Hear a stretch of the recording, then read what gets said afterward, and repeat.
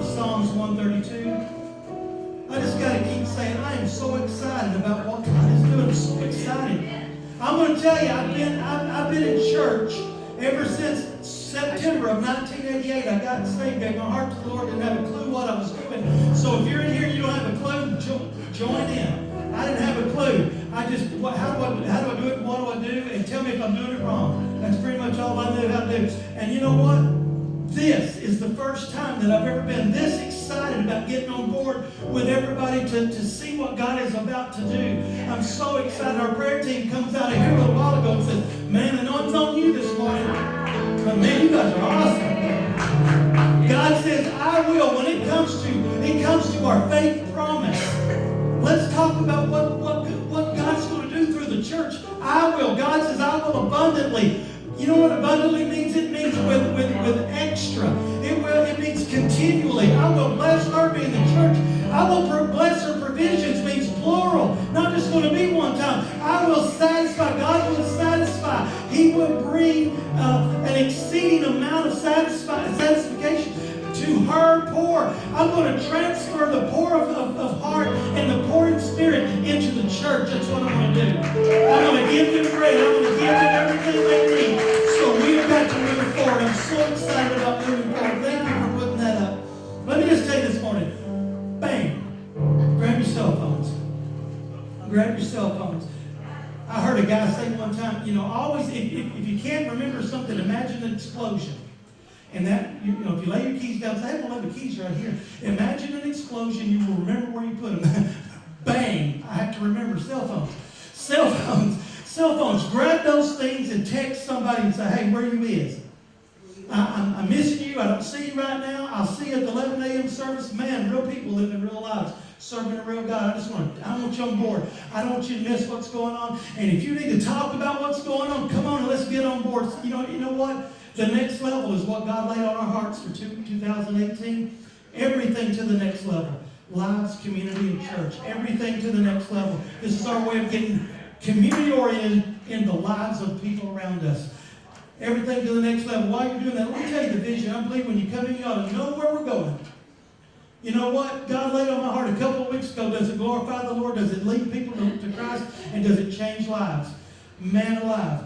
Does it lead people to the Lord? Does it glorify the Lord? Does it change lives? Real people living real lives, serving a real God. We're as real as we can get in here. We're as real as we can possibly be. We're reaching the world, building the kingdom through real relationships and real people. You know what? Welcome home. Had somebody tell me one time, people don't like home. Home is not a good place for them. I don't know what kind of dummy would not want to be home. I don't know.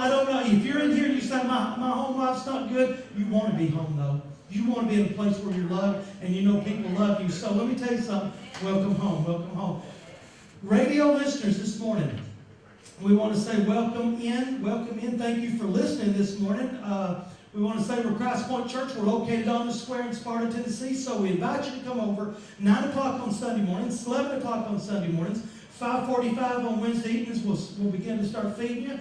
And then we'll have elective classes at 6. Teens, children. There's always something for everybody here, so don't think that you have to come and have a child in your lap. So there's always something going on. Ben Loman, good to see you guys. Welcome aboard. Welcome aboard. If you're linking up with our app, with the website, or with YouTube, welcome home. It's good to have you guys with us. Welcome home this morning. I just want to tell you, I want to give you the sermon title this morning, Funnel Vision. Funnel vision, it's the next level of attention. The next level of attention. So those of you who are ADHD, I'm at the front of the line. I'm at the front of the line. So those of us that are ADHD, it's about paying attention. The next level of attention. Taking our attention level to the next level. And what did he say? It's about taking our attention level to the next level. So funnel vision. We've got to get some funnel vision going on in here. So when we funnel something, now think about this. When we funnel something, we don't use funnels as much as we used to because everything comes with a little spout on it nowadays. So, back in my day when I was younger, you took that little metal thing and you right in the middle of that quart can of oil and you poured it in your vehicle. Nowadays you just pop it open, pour it all over it as you're getting in it. So the thing is when we funnel something, We funnel down in size. We reduce down in size to produce a fit. We guide or we channel.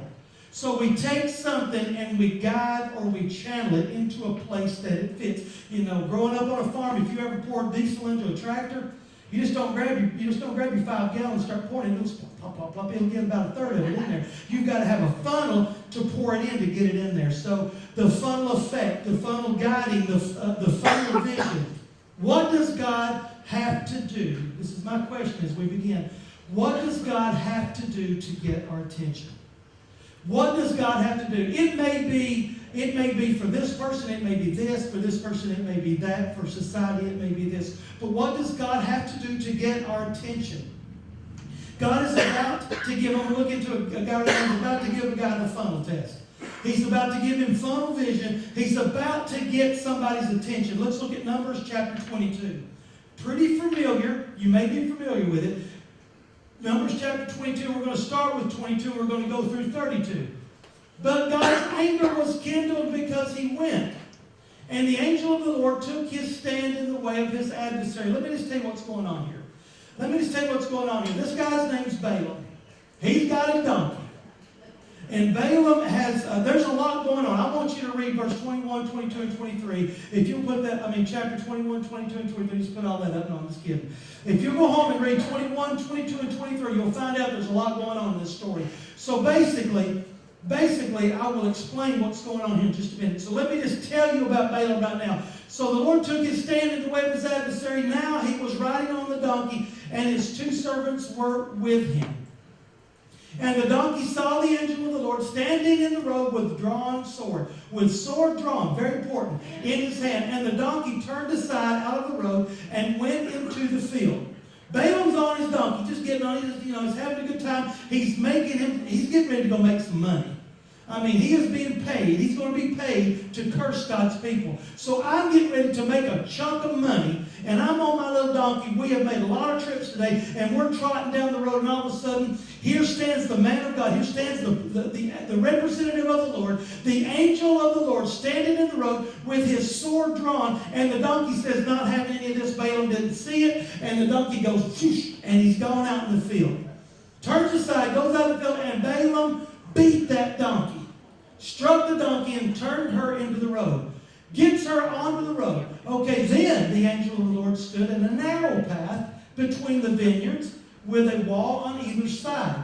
This is occurrence number 2. And when the donkey saw the angel, again, Balaam didn't see what the donkey saw. She pushed him against the wall and pressed Balaam's foot against the wall. I think some versions say crushed his foot. So he struck her again. So let me tell you, my donkey don't do what I want her to do, so I'm going to beat the living daylights out of her.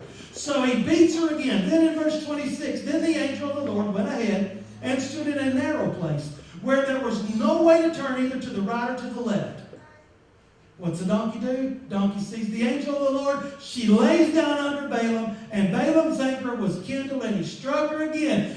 He beat this donkey again for a third time. Verse 29. Or 20, I'm sorry.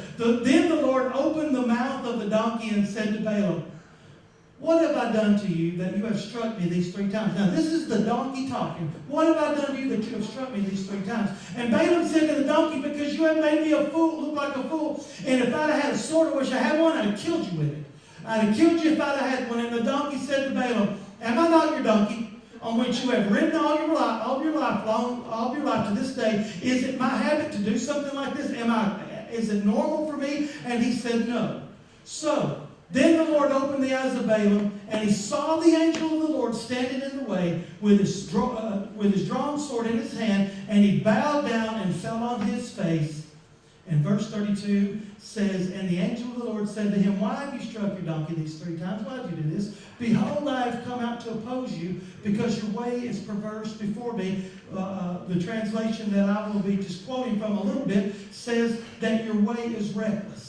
Your way is reckless. You have a reckless path before you. Now let me explain something to you as we go ahead. The king of Moab has sent word. Man, I'm going to hire Balaam. Balaam is a known sorcerer, medium, a little bit for the Lord, a little bit for anything. He's just any god that he can attach himself to, but he's got this name. He's got this reputation that whatever you curse is cursed and whatever you bless is blessed. So let me tell you something. I've got some Israelites kind of encroaching onto my property here a little bit. And I tell you what I'm going to do. I'm going to get this man, I'm going to pay you well. I'm going to pay you handsomely to come and curse these people. See, Moses had marched Israel peacefully. Peacefully, he had marched them. And he marched them through the desert peacefully. So he comes upon king number one. King number one is a king called Sihon. He comes upon him, the Amorites, and he says, hey, let me send word to you. I just want to pass through your property.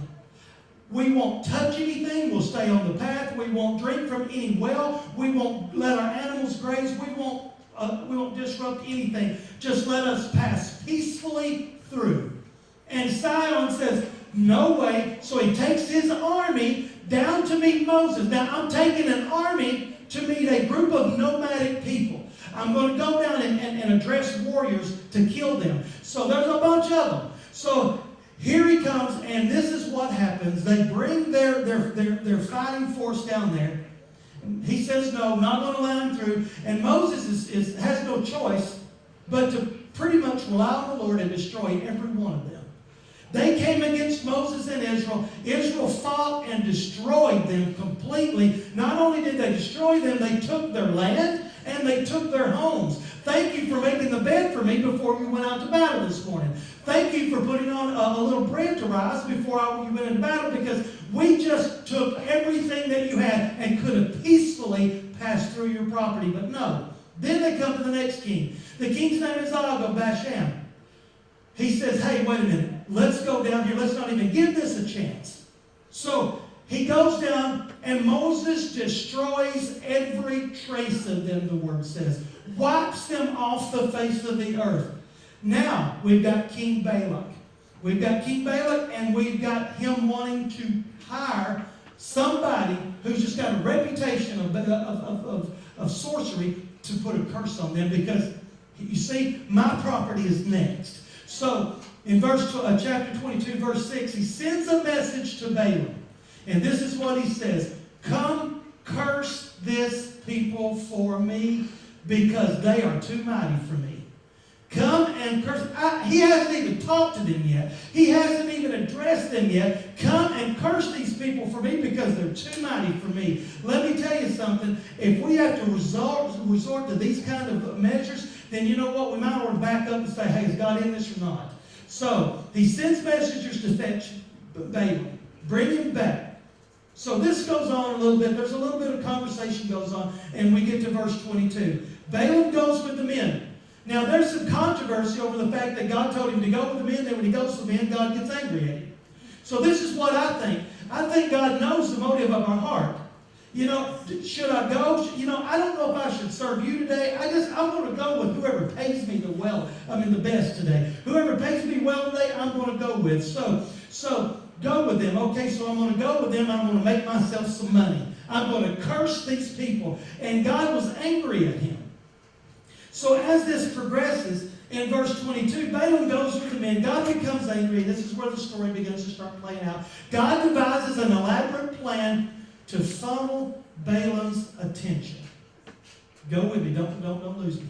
Funnel Balaam's attention toward the things of God. Balaam is about to be paid to curse God's people. Now, Balaam, I don't know if you understand what's going on here, but you're wanting to curse my people. So I'm a little bit against this. I don't know if you know it or not. So the angel of the Lord, they're trotting along. Verse 23, the angel of the Lord is standing in the road, in the way, sword drawn, sword in hand. Standing there. You know what? The donkey sees it. The donkey cuts out and goes out into the field. Now, I don't know if he went right or if he went left. Let's just say he went left. The donkey went left, went out in the field. Balaam has to literally stop him, jerk him around, beat him like he was somebody else's in front of all of these men, gets him back onto his path. Now, don't you look. He beats the donkey to get the donkey back onto his path.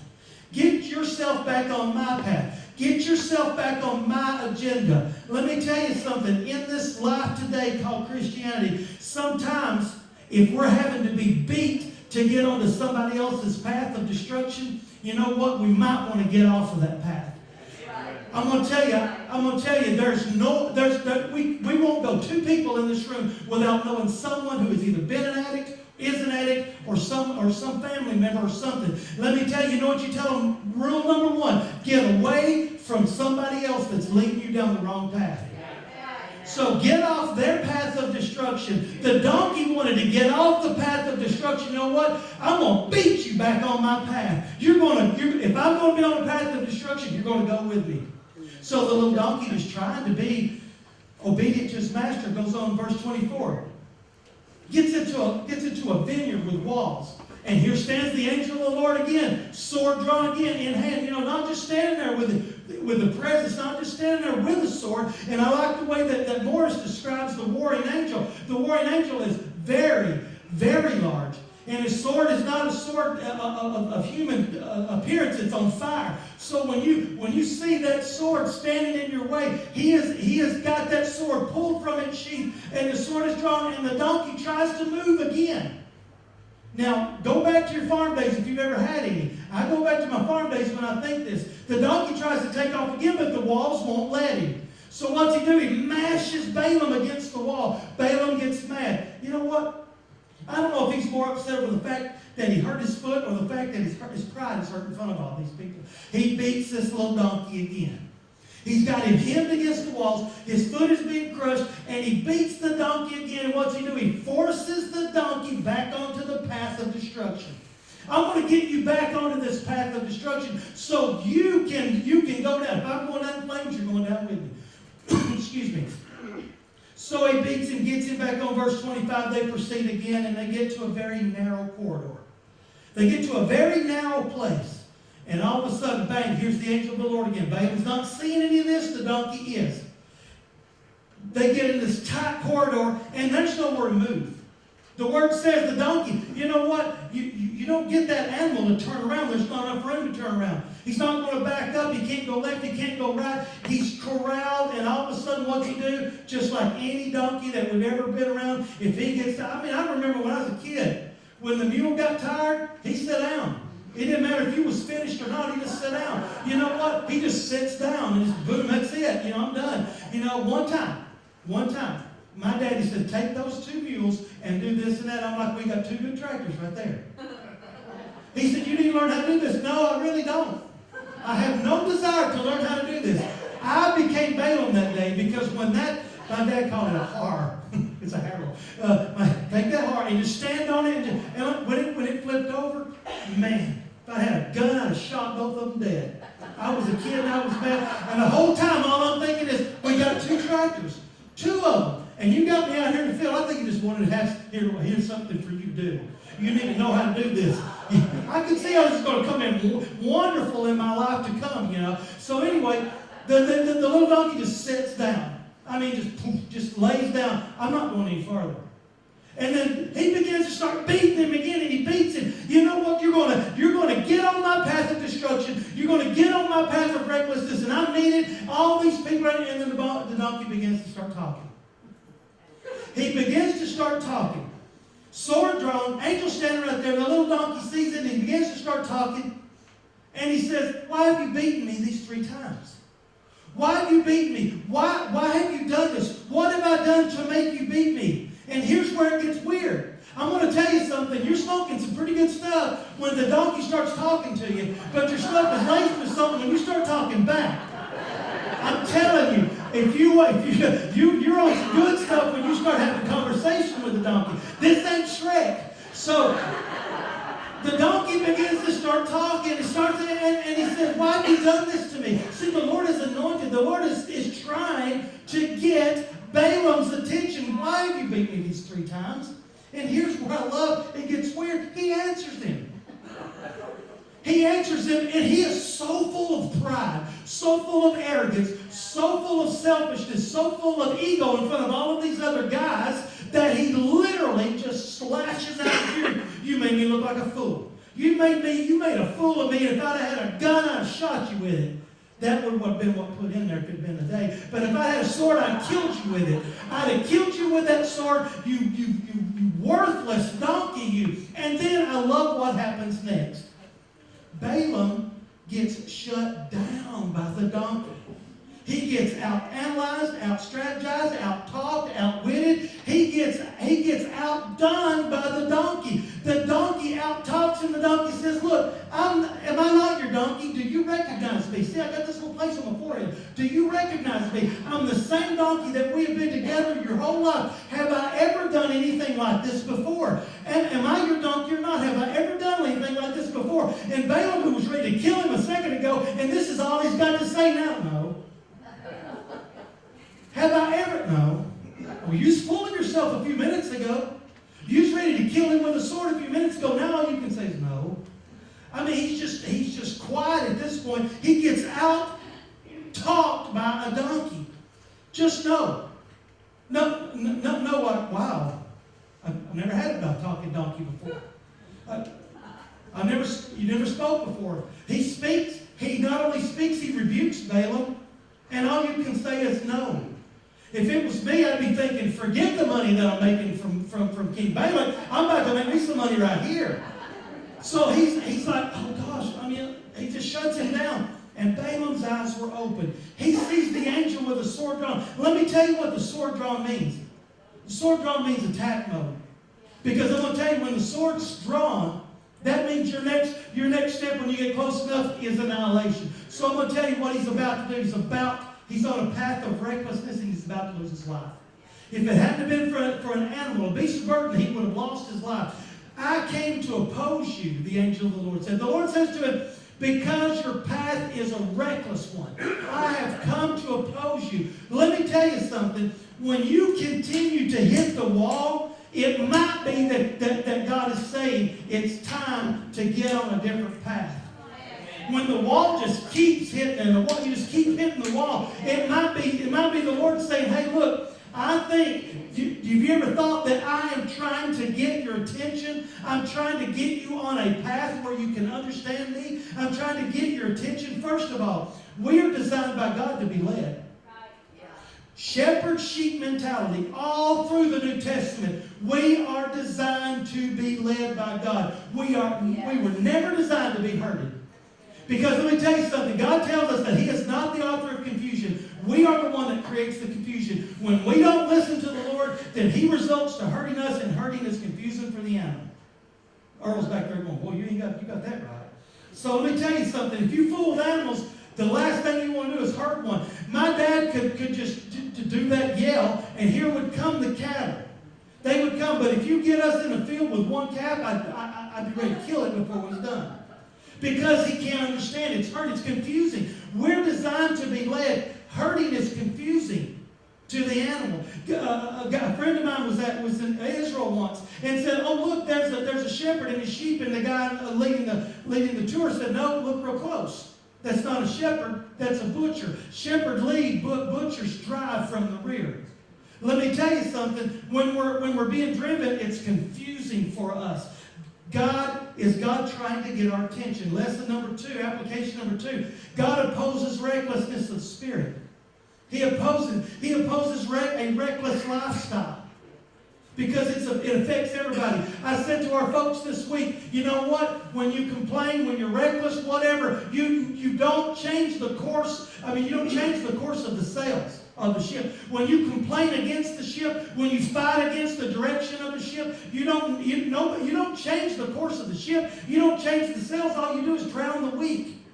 The people around us that are weak will be drowned because of it. So the thing is God opposes recklessness. Balaam was about to be killed if it hadn't been for a donkey. Is God trying to get our attention? Is God trying to get your attention? And thirdly, God will funnel our attention if He has to.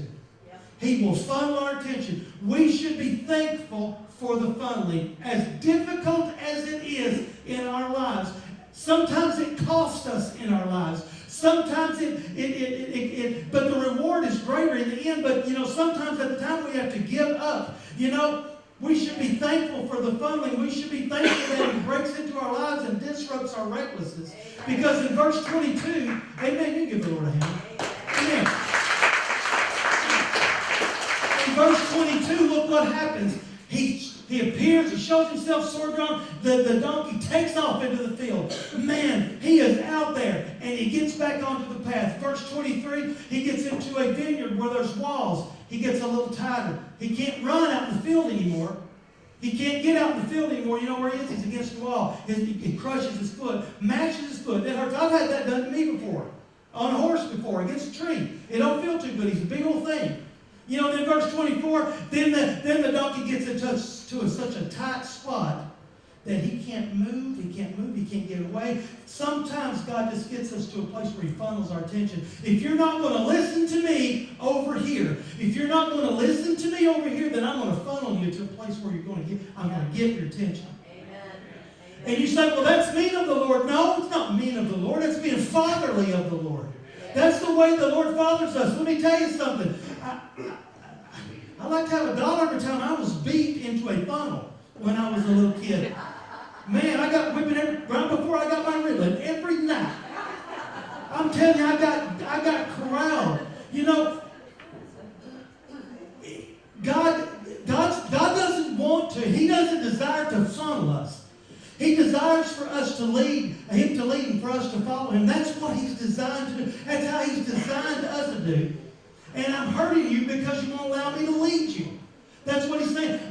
You made me to hurt you because you won't listen to me. What's it going to take to allow God to get our attention? Man, what's it going to take? What's it going to take to get our attention level to the next level? What's it going to take? Will we allow God to lead us? The way we're designed to be, the way we're supposed to be? Will we allow God to lead us, or will God have to just get around behind us and start whipping us? And you know what? I'm just going to tell you, you're not doing like I told you to. Get back. And the next thing you know, we're just confused. We're confused because He's having to funnel our attention toward Him. If God has to force feed us to get our attention, then we need to reevaluate our attention span. Yeah. Now, I spent the last few days with John Tesh. And in one of his classes, one of his breakouts, you go to these children's things, and I'm sitting there, and apparently I'm the only lead pastor there because he keeps talking about, we have a lead pastor right back here. Pastor Steve, come up here and help me do this. And I love it because he and I have this relationship now. He's like, Pastor Steve, come here and do this. We had a blast. Man, we had a blast in those breakouts. This is what he says. Sometimes God forces us to move. Sometimes God forces us to move to challenge us, to transform us, and to change us. Sometimes God forces us to move to challenge us, to transform us, and to change us. Sometimes God forces us to pay attention. With this sermon on my mind, sitting in his class, I'm thinking sometimes God forces us to pay attention. I'm going to tell you, if you've ever had a kid like I was, you have to be forced to pay attention when you're little. You know what? I'm going to sit you right here until you pay attention. You going to listen to me? We got a little granddaughter that way. Sometimes God forces us to pay attention. It saved Balaam's life. It will save our lives. It will save our lives also. But why is God trying to get our attention? This is my question. Why is God trying to get our attention? Why funnel us to a place that's too tight to move? Why funnel us to a place that's too small to retreat? Why do this? Why? Because what we're going through, what we're about to go through, or what we've been through is always big. It's always looming. It's a looming giant. Our attention, this is what he says. I need to get your attention off the giant of a problem and get your attention on the giant killer. I'm going to say it again. God said, I'm going to try what I need to do and what I need you to let me do. Because get this, God's not ever trying to do anything. God's not ever, you know what? He's got a plan. But what He's doing is He's trying to get, we're trying to get on board with Him. I need for you to focus not on the giant of a problem, but on the giant killer. That's where I need you to focus. Because I'm going to tell you something. In Numbers chapter 21, verse 34. And this is what he says. This is what he says to Moses. He's already attacked. He didn't say this about King Sihon. The Amorite king. He didn't say this about him. But the next king in line that just comes down to oppose him, this is what he says to him. Do not fear him, for I have given him into your hand, and all of his people and all of his land. And you shall do to him as you did to Sihon, king why didn't he say that why did he say that on job 1? Job 1 would have been the one I would have said it at. You know, don't be afraid of Sihon. Don't be afraid of him.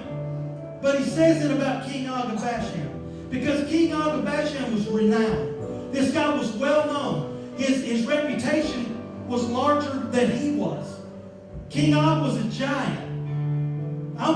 Why does God want to get our attention? Because King Og was a giant. His bed is described in Deuteronomy chapter 3, verse 11, as being over 13 feet long and over 6 feet wide. We don't have that right here. If this represents a bed, this is not as big as what is described in Deuteronomy chapter 3, verse 11. This is not 13 feet long and this is not 6 feet wide. And the word says that it was over that size. And his bed was made of solid iron. Why? Well, we have iron beds now. They didn't then. They had wooden beds. Because when you are that big, you weigh a lot. You think Goliath was big. King Og's bigger than he was. And his feet probably hung off. And I'm going to tell you something. This is what you're going up against, Moses. This is what you're going up against. I know you know it. And I know everybody in your company knows it. But I'm going to tell you right now, come here, Moses, come here. Get your attention on me. Don't be afraid of this guy. Because I'm going to do to him what I did to him. Don't you be afraid. Get your eyes off of the giant problem and get your eyes on the giant killer. That's what I'm telling you to do. Put your attention on me, Moses. Get your attention. Get everybody in your ranks. Get your entire team and get their eyes focused on me. If I have to, I will funnel you into a place to where I get your attention to make you see that this thing is not big as you think it is. Because I want to tell you right now, what is that big giant thing in our lives right now? I can't get along with my mama for nothing. She hates me and I hate her. I can't get along with my friends and my family. I can't get this paid off. This is every night I go to bed, I pray that this debt is gone. Every day I walk into this atmosphere. Everywhere I go. You know what? There's this giant thing called depression that I wake up with, and it's on me. It controls me. Let me tell you what God is saying. I'm funneling your attention to get you to see that that is not as big as you think it is. And if I take that down, I'm going to take these things down. God took that thing down. God destroyed that thing. And let me tell you something. That's it. No more King Og. It's gone, people. He's gone. He's no more. And I want you to know, stand with me. I want you to know this is what Balak does. This is what Balak does. He takes Balaam, live on a hillside. Look down at all them Israelite people and all them tents. So thick you can't even see the ground. When God wants to multiply you, He's going to multiply us. It don't matter what king's standing in the way. Because I'm going to tell you something. When He took Balak to the top of that hill, and he looked down on that valley, and there's all those tents. That was after he had already wiped Og off the face of the earth. I don't see anywhere where it says, look how many suffered and died at the hands of the giants. I don't see that. You know what I see? Look at all them people. They killed giants, and they're still down there. Curse them for me. And it just backfired on Balak because all Balak could do was speak blessings upon and prophecy upon the people of God. So I want you to know, what are you facing this morning? Does it look like it's so big that nobody will ever be able to touch it? I'm going to tell you, look at it this way. Look at what God did. Maybe let's look at what the Lord did. With your head down, your eyes closed. I want you to pray with me this morning. I want you to know the Lord this morning. I want you to know that your problem is not too big. Your situation is not too far gone. It is not too far out of hand, and your God is not too small. I'm going to tell you what's probably happening is we focus too much on the problem and not enough on the problem killer. So now let me tell you something. Our prayers have to be bigger than the giant. So I want you to know right now, with everything that's in us, we're going to pray a sinner's prayer. And you say, look, I want on the team. I want to make the roster. I want on the team. And this is our opportunity to make the team. This is our opportunity to say, look, I'm here. I'm standing here. Lord, I want to know you. I want to hunger for your righteousness. I want to be that child of the King. I want to walk in victory, so I want you to do that right now. So I'm going to ask you to pray this prayer with me. Pray it just like this. Repeat after me. We work as a team at Christpoint Church. Man, if you pray, we're praying with you. We want you to know the Lord. We're going to walk with you. Pray it with me right now. Dear Lord, here I stand. I'm one of those real people. I'm just as real as I can be. Yes, I have giants in my life. And I'm loving the fact that you're the giant killer. So I'm going to ask you right now, first things first, Lord, I invite you into my heart to forgive me of my sins, creating me a pure heart, Lord, renewing me a right spirit, Lord. And I thank you for a salvational experience. I thank you for a new heart and a new life and the change. And I thank you that I am associated with a giant killer. In your name I pray. Amen, amen, amen. With your heads bowed and your eyes closed, raise your hand and let me know. Did you pray that prayer for the first time? Man, there's one. Thank you. There's two. Thank you. Amen, amen, amen. Is there somebody else? Don't leave here and say there's another. Thank you. Amen. Amen, amen, amen. That's why God funnels our vision. That's why we do what we do. That's why people at this church will jump on board and say, I'm going to pay that debt off so we can expand and reach more people. That's why. So I want you to know right now, you may be sitting there and say, look, I prayed the sinner's prayer. I'm a Christian. But it don't keep me from being attacked, and I've got giant problems right now. Let's pray right now. Let's pray. Anywhere that you can find, let's pray, and somebody will find you and pray with you. They'll support you and hunger right with you and cry right with you. So let's pray while we sing. Let's just take a few minutes. The altar's open.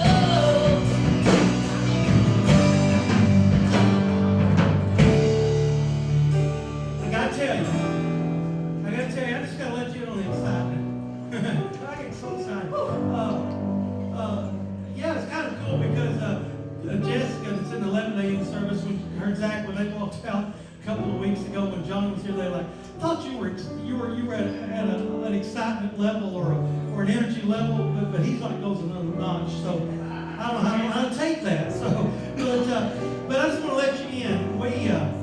We were going to do some reveals today on what God was doing and our faith promise. But I tell you what God has laid on my heart, and I want to pull all of this into this. We've got 2 things coming up. Actually, we got 3. We got 4. We've got an awesome Palm Sunday service planned. We've got Easter that I've been crazy about this Easter season for weeks now.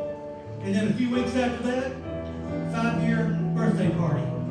Christpoint Church is 5 years old now. So we're going to have a birthday party. When you have a birthday party, you eat cake and you have some fun. So we're going to have a birthday party. And I tell you what we're going to do. We're going to do some revealing then. We're going to do some of these things we were going to do at Faith Promise. But Faith Promise is still open. I mean, it's ongoing. So just grab those. I just want you to know, man, just be a part of what God's got going on. You don't have to stand behind the pulpit in order to be a big part of it. You don't have to sing like Hannah. If you do, we want to talk to you. But you don't have to sing like Nana. You know, the thing is you don't have to plan like Peggy. You don't have to be awesome like Tina.